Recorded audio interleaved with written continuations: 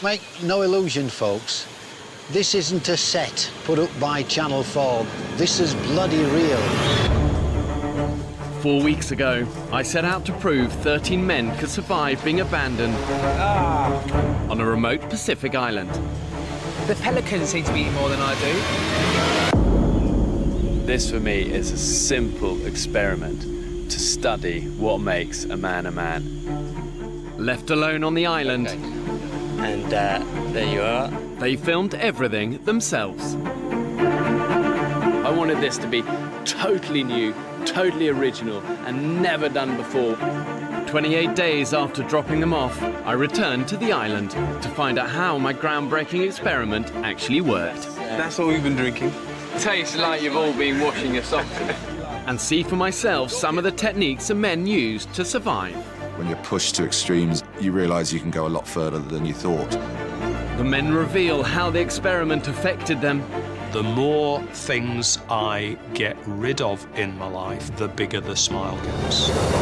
I think it's powerful to see a group where people are so different, but they're actually bound together by shared experience.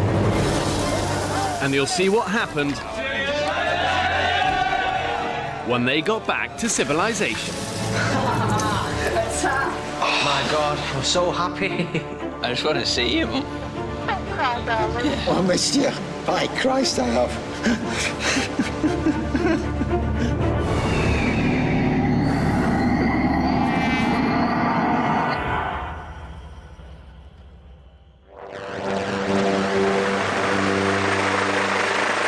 This island might look like paradise, but if you were marooned here with nothing, trust me, it would be hell on earth.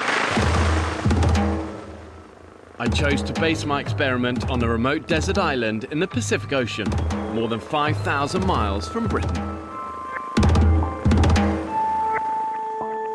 I think there's something appealing about doing this on an island for a couple of reasons. First of all, there's nowhere to run. You're stuck on this limited space, and that forces issues. The other reason is that I think people often think of desert islands as nice places. The reality is they're deserted for a reason. There's very little running water, and these things are covered in snakes, in tarantulas and scorpions. You've got crocodiles, you've got sharks, and it forces issues because it's an unforgiving, unrelenting environment. But despite the dangers, the men survived. Well, I can see their fire. There he is, boys. Hit the bell. Come on. 1 month after dropping them off, I went back to see for myself what the men had achieved. Wow, look at you guys. Hairier. Yeah. Skinnier. Yeah. But hopefully smarter. Wow, congratulations. Yeah, mate, thank you. Congratulations. Will you show me your camp? Come in. Good. Come in. So this is what we call home. And do you often have Tony? That is Tony's spot. Good to see you, Bear. Congratulations. Well done, you. Thank you very Well much. done, you. I love it. I love your throne. So I clocked them all in, I clocked them all out, safety, security, and I'd like to be the last on the boat to make sure they're all on. Shoe stores, obviously. Table kindly made for us by Joe. Hanging machetes, torches, buckets, coconuts. It's good. I mean, this is a real semblance of community. I love that. Look at that. Yeah. You've got a front door. Camp Bassie. Yeah. Shirley Island, Camp Bassie. So why Shirley Island?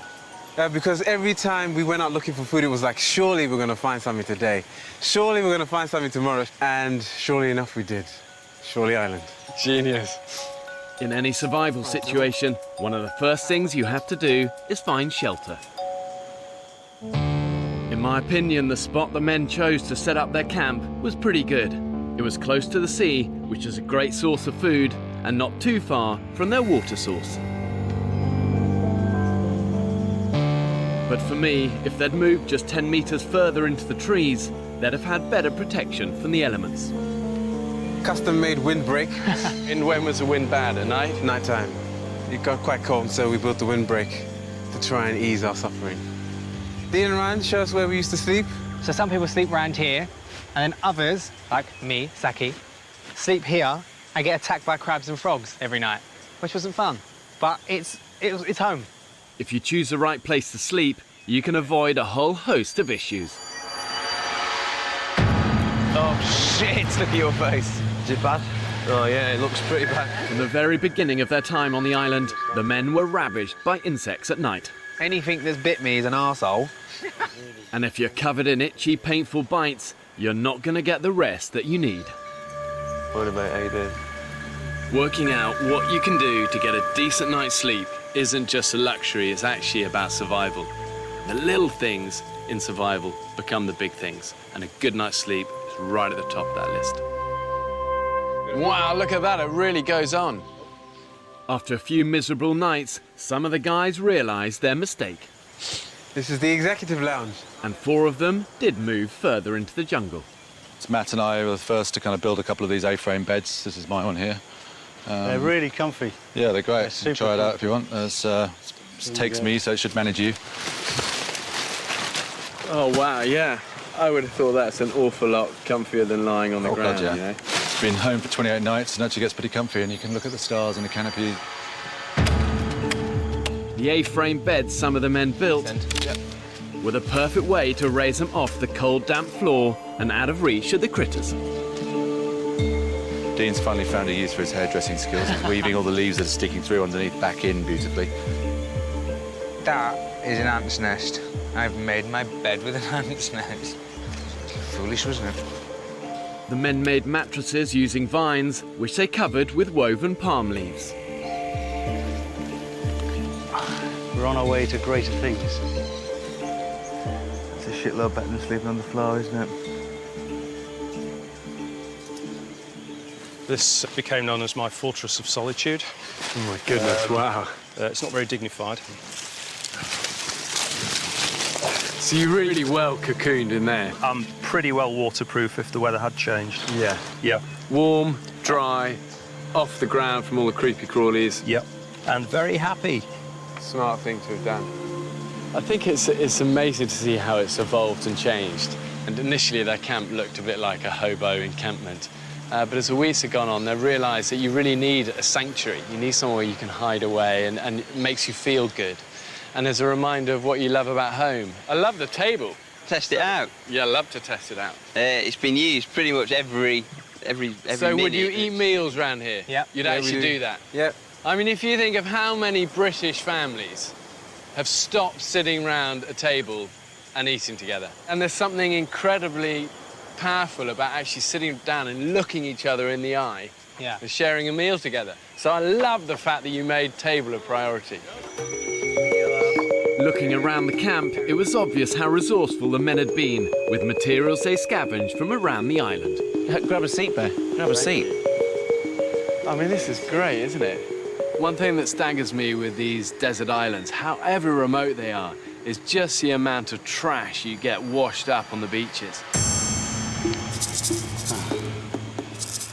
Guys, that looks like the beginning of a toilet. You would need an enormous arse to justify a hole like that. You certainly would. Craig, I'm going to be honest with you, mate. This is my ultimate nightmare. It's the closest I've got to a stress ball, to be honest with you. What I've got here is crab pot nut 2.0. This is a Saki's find. What is it? An open beer. You're joking. No, I shit you not. There's so much stuff on the shores of this island of kind of crap and rubbish that normally you kind of look at and tops and go, oh, what a shame, it's ruining paradise. But now we look at every single piece of plastic and metal and string and turn it as kind of treasure. When was the last time you felt salon fresh? What? No way. Shut the fuck up. That is shampoo. Dean, promise you share it with me. That is shampoo. Advance warning. I've just given Tony a plastic truncheon, so look out. Oh, fucking hell. To keep the boys on the toes, I've got an enforcer. It's always embarrassing to be a human. The shit that we are jettisoning into the sea that is being washed up on shore is phenomenal. Tough manages to find a place. Let's have a look at them bad boys. One black one, one blue one. They're not the same colour, but they're the same make. They're the same make. What more can you ask for on can't ask for anything else. deserted island? Mate, they're not as good as mine. Look at them. They don't fit well, but fuck it, it's going to be doing me well on a Sunday night. I think it's a amount of the pair of high heel shoes, mate, for you to get lucky. I don't think so. After last night, Fletch. Right, should we do this fishing line then? Yeah, let's go get some Let's fish crack going. on. 4 weeks after abandoning 13 British men on a remote desert island, I mean, that's almost like a honeymoon suite of a view. I went back to see for myself how they managed to survive. Welcome to Camp Bassi, sir. Wow, do you mind if I have some of this? On a tropical desert island like this, dehydration is your biggest enemy. God, that's good. Without fluids, you're not going to last for more than 3 days. That's what we've been drinking. Good, healthy stuff. Filtered, boiled, ready to drink. I mean, truly horrible, isn't it? It tastes like you've all been washing your socks in it. If the filter actually does, it is actually my socks. Thanks. So you are drinking my sweat particles. Enjoy that. The only water source the men could find after a desperate search of the island was a stagnant pool. I never realised that I'd have to drink puddle water. When it came to collecting and transporting it, the debris from the beach came into its own. Calling it water is now a bit of a stretch of the imagination, to be honest. Sorry. One of the problems of drinking from stagnant water is that the animals also drink from it. They do more than that, though. They also shit in it, and it's that will make people sick. To make the water safe, the men improvised an ingenious filter system using materials they scavenged and repurposed. Stuff with, like Fletch said, his socks, charcoal, a grid to stop anything getting through, although towards the end we did have a very protein-filled water supply. Insects and bugs and larvae and all of that. Yeah. This was smart survival. Filtering the water before boiling removes any big particles that could contain life-threatening bugs. Looks like piss. Tastes a lot worse. Having established a water supply, the men's next priority was food. Is this where you keep your nets? Yeah, these are them here, so they're floating there. We're at low tide, so it should be pretty quick. Finding these nets, repairing them and getting them into the sea was a lifeline for the men. When it comes to desert island survival, I always say to people, fish first. The sea as a larder is well stocked. All of the seas around here are literally teeming with life. There's something like 500 different edible species of fish, but it's also booby-trapped. Every time the men swam out to check their nets, they had to run the gauntlet with jellyfish, venomous stingrays, and a whole host of other nasties. The waters were infested with sharks. We were seeing these great big fish, you know, with half of them eaten by the sharks, and we just didn't think anything of it. We just went out and swam with them. You never know what you're going to get. Look at that. Yeah, good luck getting that one out. Even on my brief visit to the island, the men hauled in a potentially lethal catch. Stonefish are actually one of the most deadly fish in the sea. Well camouflaged, easy to stand on if you're not aware. Even if it doesn't kill you, people have been known to literally beg to have their feet amputated. The pain has been so intense. The island looked beautiful, but every time you went anywhere, it tried to kill you. And you're suddenly thinking, Jesus, this ain't a postcard. It's horrible. Before taking the guys into this extreme environment to start the experiment, If I leave him be, he will just quietly crawl around me. I gave them just 1 day's basic survival training. If they're big enough and you're small enough and one of these gets hold of you, it's gonna squeeze you. God, I can feel that already on my hand. Crush every bone in your body.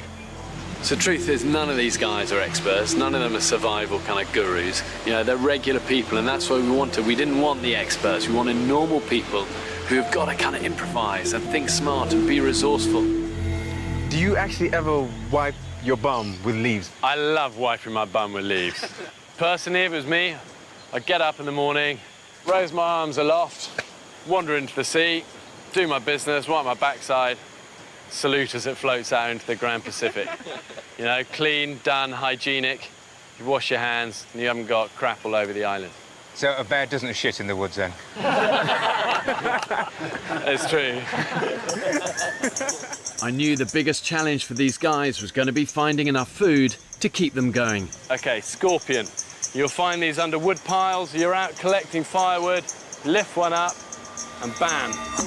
And it's not always obvious where those calories are going to come from. He'll strike you with his tail. See him doing it there? And he comes round, he bites you. Be a man, pin him down, take his stinger off. Good thing about these, though, they're good protein and you can eat them.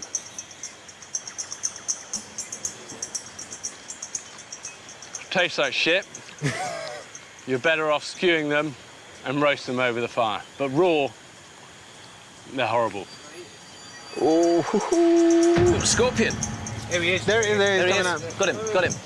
I've got him. Aggressive. He's aggressive. From experience, I know it's amazing what you'll eat when you're pushed to the edge. God, I can see its guts inside. That's not going to be tasty, guys. Oh man, you're making us wait. Come on. We want to see you eat it.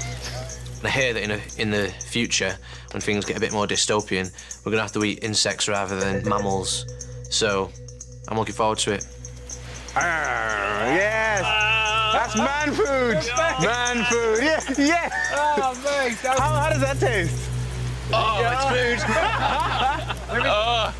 One of the key skills in the wild is knowing what you can eat and what you can't eat. And if there's doubt, don't take the risk. You'll only get it wrong once. More dangerous than any snake, scorpion or crocodile is this fella. Innocent looking little apple, actually called the death apple. And this is enough to kill not one man, but 20. And when you're surviving on an island, you're hungry, you see what you think is edible fruit, so tempting to pick it up, eat it. End game. Death apple, bloody death apple. That thing, I was paranoid about death apple. But is that a death apple? Yeah. Let's evacuate camp. Where's that come from? It's been washing up. Yeah. Washed up? Not here. Might be down there or up there. When you're walking on the beach, they wash up from elsewhere. If you step on that death apple, you're getting scabbed, you could die. And trust me, that death apple looked lovely. So we could have ate that and we would have died. From start to finish, the men were always teetering on the brink of starvation. And there goes my fucking bait. Just this bay is empty of life. Come on, Mother Nature, give us some food. But what's important is that they never gave up. So where are we going, Sam? We're going foraging. And that is the key to survival. The pigs. Balls. Fuck. We all tried so many different things and they just didn't work. We didn't realize how far mankind has come through trial and error. Okay, here we go. He's coming shallow. Failure plus failure plus determination equals success. Yes! Fucking hell! Yes! Hey, look at that, Biggie. Oh, mate! We've caught 28 fish today. Anyone for carbohydrate? Wow! Oh my God! Driven by all-consuming hunger, they went to extraordinary lengths to discover what the island had to offer. It's a fucking caiman! It's a fucking caiman! Wow. I've never ate an orange before. Fuck off. We'll start now. Try that. Come on, here's your first one. Wow, you've got a massive hit of citrus all the way over here. It's nice, isn't it? So good. Welcome to the world of fruit, Dean. There was, however, one craving they couldn't easily satisfy, despite a tantalising reminder. Dean, what have you found on the beach, mate? We found a sweet wrapper. It's intense for these guys. The lust just to get something sweet in their mouth. And the boys have found some of these and they had like a tiny little bit of sugar in them. But if you put a bit of boiling water in them... It'll be good. Oh, it's good! It's good! I don't care if he gives me the shit. It's worth it. Over 4 weeks, these 13 men had come a long way since their first unappetising meal of snails. Oh, Mr. Fletcher, you're an artist, sir. Toasted some coconut there as well. Toasted coconut here, mate. Before departing, they invited me to sample some of their favourite, hard-earned island delicacies. Unbelievable, guys. We have dressed crab, honey. Oh, you do not know how honoured you are to have that honey onto your oysters there, which are just marinating at the moment in a lime jus. We have fresh snapper there. We have gazuma berries and almonds in there, toasted coconut, and a fig and lime marinade to go with your fish. Yeah. Well, guys, I'd like to say grace before eating. Yeah. Lord, thank you for these men, the courage and the fortitude they've shown. Thank you for the hands that prepared this food, and thank you for the sea that's provided it. Amen. Amen. And let's try a bit of this. So a little bit of honey onto the oysters. A little bit of honey on the oyster. That stuff is insane. I'm gonna tell you now. You look at the food that they served for me, and there was a real sense of genuine pride in that. That was really special. To go from scavenging around in the first few days to providing something that, I'm not saying it would be served at a Michelin star restaurant, but it was pretty good given the tools that we had. It showed our evolution and how much we'd got our stuff together. Oh, it's incredible. It's off the scale. On that plateau, that was like the culmination of our surviving there. It was a real sense of achievement. A toast to you guys, to an experience I really pray you'll never forget, to an experience that I hope will empower you in your everyday lives, and to friendships that I hope will last all your days as well. Here. It's you guys. Cheers.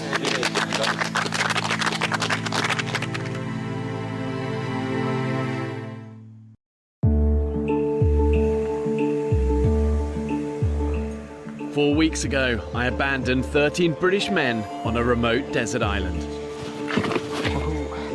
They would have to fend for themselves in isolation. For me, it was really important that we didn't have camera crew coming in every day and filming it all, and it kind of just would have felt set up. I wanted this to be totally new, totally original, and never done before. For this reason, the radical decision was made to get the 13 men to film the entire experience for themselves. Come on, everybody. Take a walk with Uncle Saki today. The only filming is these guys going like that and going like that. Right. Guys, I'm gonna have to put you down. I think I found us a bird. Yes, I have. Hang on. And effectively, that means the only people telling their story is themselves. Woo-hoo! Shazam! We're all photographers now. We've all got iPhones or smartphones or whatever. And you can shoot movies on these things, you can take pictures, and we just do it as a natural part of our life. So why not incorporate it into television? I'd like to show you around my favourite spot. This is where I come and sit when I feel a little bit shit. I tried to do this trip on a budget. I won this hat in Bulgaria about 5 years ago. Here's the sea. And these are my rocks. These are my rocks. Wang Rock. Way, I'm out there. I bought my boots cheap, cheapest boots I could find. Look at this, day 13. What the fuck am I gonna do? Look at the view. Look at all this. This is the jungle that on which I have become a man. The group included a sound man and 3 trained and experienced cameramen who lived under exactly the same conditions as everybody else. It's a bit like myself, Matt and Rupert and Kif were on a plane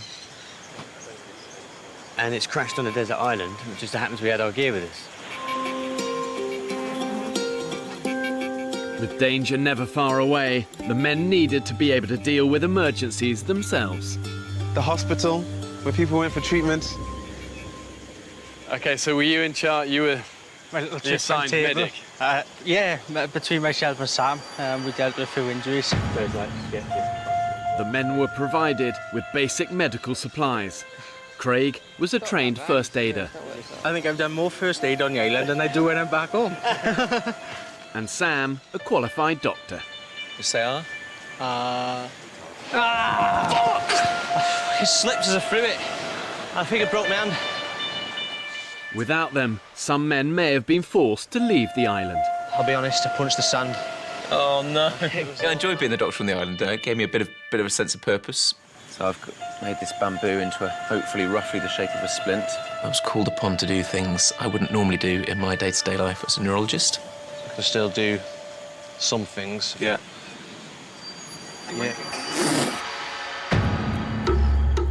But the truth is that ultimately survival is about so much more than just physical preservation. As human beings, we're pretty complex creatures. You know, we need much more than just food and water. I think that's our base level, but above that, then we crave things like friendship and connection and community. The single hardest thing about that 28 days on that island, the lack of contact with your loved ones from the outside world. I'm 6,000 miles away from you, home. And I'm missing you. The men had to get by with just one photo from home. My 2 grandkids, you still with me, Tommy and Annabelle? You'll be with me all the time. My beautiful girlfriend. And a huge part of me wants to go home. I think the hardest thing was definitely missing my girlfriend and our little girl that we have together. That was heart-wrenching at times. It's just the whole no contact whatsoever. Every now and then, I keep thinking I'll just snip off and use the phone and call home. Very, very suffocating feeling. It was important that the group reached out to each other to keep isolation at bay. What glues people together?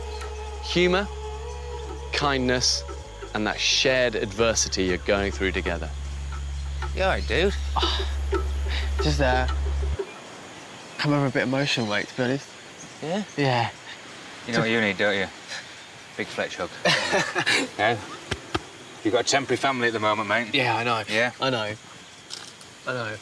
You've never met these people before in your life, but yet you become instantly close just like that. As soon as you're chucked on the island, you're best friends because you've got no choice.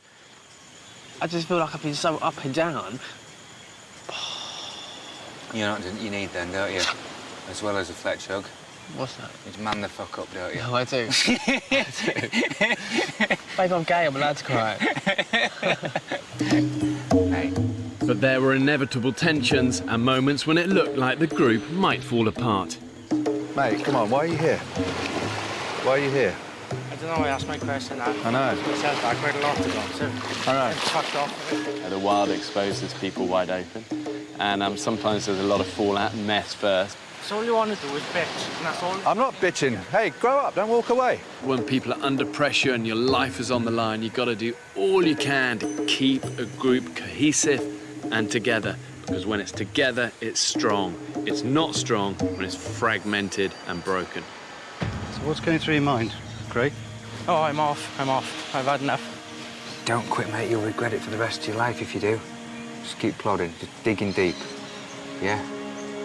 You need to find that fire in your belly, mate. In the end, all 13 men managed to stick it out together. Let the party begin! And on their last night, were able to celebrate their differences. The award for the best tantrum. Oh, this one's close. This one's close one. Oh, it's tight, it's tight. It's a tight one. Is Craig. So the category for the most improved person, and this goes to Ryan. Yay! Five, Ryan. I'm gonna take this award and apply it for the rest of my life. Well done, mate. I think it's powerful to see a group where people are so different, but they're actually bound together by shared experience. I think what you guys have been through is essentially an accelerated crash course in life.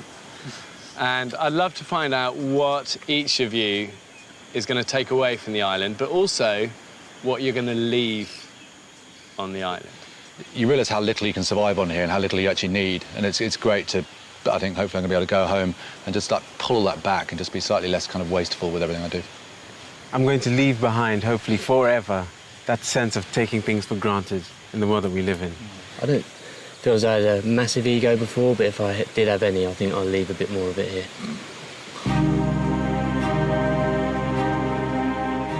I kind of started this whole experiment really to try and find out what everyday modern British blokes are actually like under pressure. And the reality is the experience has been bloody hard.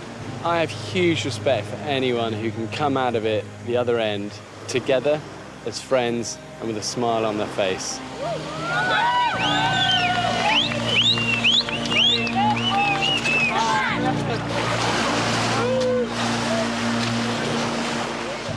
Mate, amazing! I just want to eat some food! And after any mission, there's nothing quite like the rewards. I've been thinking about that bar for days now, mate, and that is what I am going to do now. When we first got back to civilization, we were given rules about what we should and shouldn't eat. So we were told to stay away from carbs, beer, and all these things. And the first thing we managed to get our hands on. 1, 2, 3. Beer. And drink.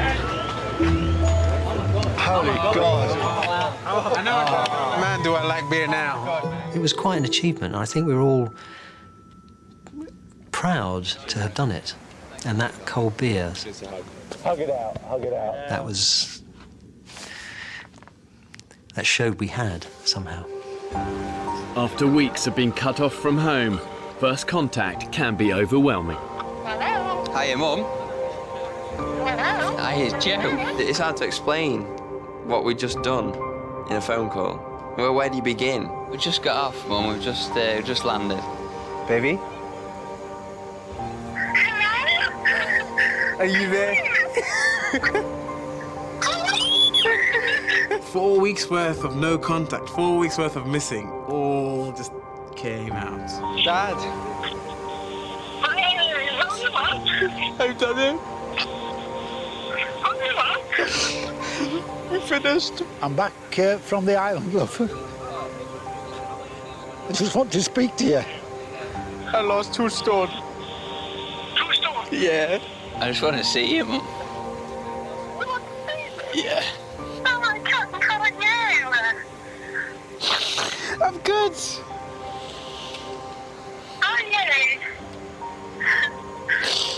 Yeah, I'm good. Feeling these things makes you feel really fucking alive.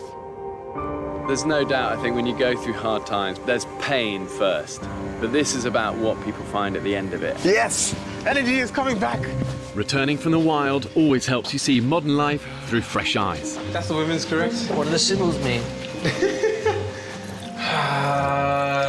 Freedom. It's fucking incredible. Simplest things like taking a loo in a toilet as opposed to running to find a tree that's far enough away from camp. Oh my God. Problem solved.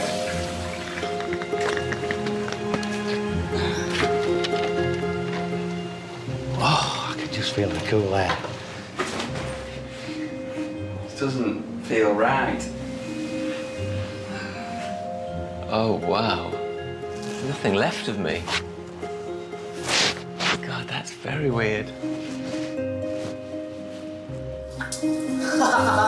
Attack!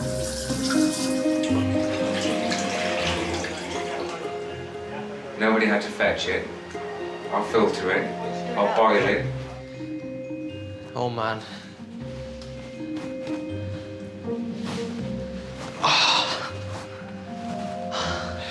You do take it for granted. I'm not going to take it for granted anymore. And the magic is you can't buy those things. It comes at a cost, and the cost is that 1,000 barrels of sweat and toil. And I've been there many times. The hardship is always worth it. And no food ever tastes as good as that first meal. Oh my God! Calm down, Calm down, mate. Chicken! This is sugar. Look at that. This is sugar. Your senses are almost like, they almost shut down. They're not being exercised. So the second that you have something which you haven't had for a month, you times its flavour by 1,000. Oh my God. Oh my God. More sugar. More sugar. More sugar. It tastes so fucking good. The best food. I take immense pleasure when someone says that they're hungry or they're starving now in normal life, saying that you don't even know what hunger is, because it is very different to your standard space between dinner and tea. 3, 2, 1. And the tomato sauce absolutely blew your mind. It was that strong. It's just like a pure explosion of flavours in your mouth. It tastes magical. To food. Our old friend, she's back again. For 13 men, a life-changing experience, and one which they deserve to remember with an enduring sense of pride. Whoever you are, whatever shape you are, whatever upbringing you have, actually, when squeezed, these guys have proved modern British man has actually got what it takes.